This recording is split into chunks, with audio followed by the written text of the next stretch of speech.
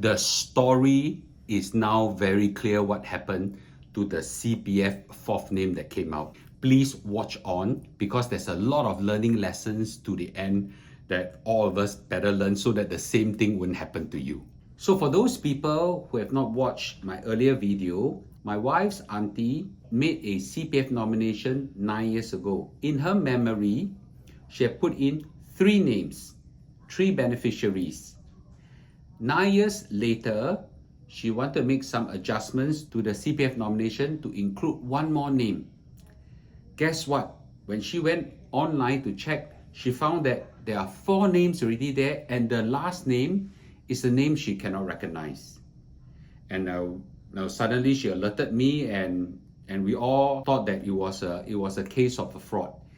And this was quite scary because if there's a fraud, then things could go wrong. So very clearly now, by looking at the documents that she has signed for a CPF nomination, 9 years ago she did not put in 3 nominees, but she put in 4. Clearly she did not remember. But this last name, the system revealed that is an unrelated party altogether. Now, how did this happen?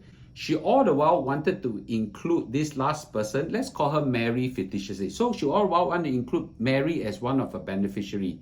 But in her memory, she could not remember that she has actually included in. 9 years later, when she tried to insert Mary's name into a nominee, she found that John's name was there and she doesn't recognize who John is. But what is very, very interesting, if you go and look at this through a CSI lens, is that the IC number of Mary and John is very similar, just 2-digit difference. So what has happened 9 years ago, it's very clear. She submitted 4 IC numbers without names, hand it to the CPF officer. The CPF officer key in the IC number, out pops out the name. The CPF officer read out the names and IC number. She wasn't clearly paying attention or never hear, I don't know. And after that, the CPF officer printed out a document for her to sign. First page, name and IC number and percentages allocated, never read, flip the start page, just sign. So it's a very clear case of complacency, pochap, and just take it very easy. While before we start saying, yeah, I know, auntie blur, which is some level of truth. But I think more importantly is that a lot of us, very often when bank officers give you documents, when government officers give you documents, just happy, just sign without looking through, because it is trusted party and things like that, right? This really highlight the case that we really must read through every single document, every line, what you sign. So now that we know this kind of thing can happen, it's very important for us to check online to make sure our nominations are correct. But more importantly, for your aged parents, relatives, ama, akong, uncle, auntie, those days their nomination process were all through paperwork.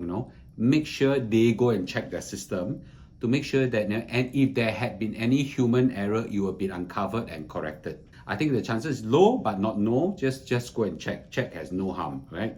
The second thing is that regularly in our life stages, the nomination might change. For example, children are born, nominees pass away before you do, reallocations are needed, family fallout, new love comes in, all these are change. So regularly review your nomination is not a bad thing.